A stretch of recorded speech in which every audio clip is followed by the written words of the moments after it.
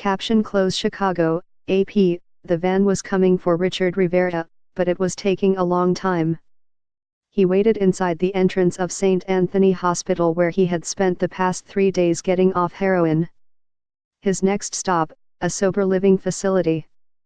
As his addiction counselor, DeVal Williams, kept a silent watch, the 49-year-old Rivera griped about the people who found him a bed 22 miles away, complete with meals, job training, and gym access. "They couldn't find me a place closer?" he grumbled. Would Rivera get in the van, Williams wondered. Or would he walk away? Long before President Donald Trump declared the opioid crisis a national emergency and pledged to overcome addiction in America, Williams was fighting in the trenches, where it's tough to tell victory from defeat. More than 64,000 died of drug overdoses last year in the U.S., most from opioids. At 41, he's been a counselor for 2 decades, the last few years helping people with drug addiction. Now he runs a new program that works to get hospital patients struggling with opioids directly into treatment.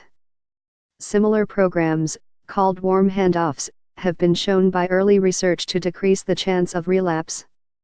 Funding comes from last year's 21st Century Cures Act, which sets aside $1 billion to tackle the deadliest drug crisis in U.S. history. Illinois is spending $2.4 million of its Cures Act money for warm handoff programs at St. Anthony and 8 other hospitals.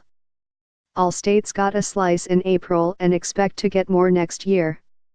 They must spend 80% on opioid addiction treatment, and many are teaming up with hospitals on new strategies, as opioid-related hospitalizations soar.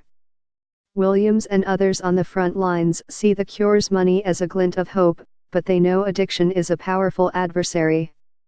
Those who seek help at St. Anthony are hard cases. They come with arrest records, broken relationships, and mental health problems. Open-air drug markets flourish mere blocks from the small Catholic hospital, a 119-year-old pillar of Chicago's working class, gang-ravaged Southwest Side. As in other hospitals across the nation, doctors in the emergency room treat overdose after overdose, sometimes reviving drug users they've revived before. Rivera arrived here on a Saturday sick from heroin withdrawal. He got hooked on heroin 2 years ago when a friend asked him to help sell it. "I started little by little," he recalled. 3 days later, "I am a junkie." His public health insurance would cover 3 days in the hospital's new medical detox unit on the 6th floor. Rivera would receive methadone to ease his nausea, cramps, and shaking legs. And he would meet with Williams. "My job is to read people," Williams said. Part of a 3-person team, Williams sees any patient who will talk with him. He and his colleagues coach, listen and attempt to match people with addiction treatment in the community. They track patients after they leave the hospital, offering treatment to those who've said no in the past and following the progress of patients in recovery.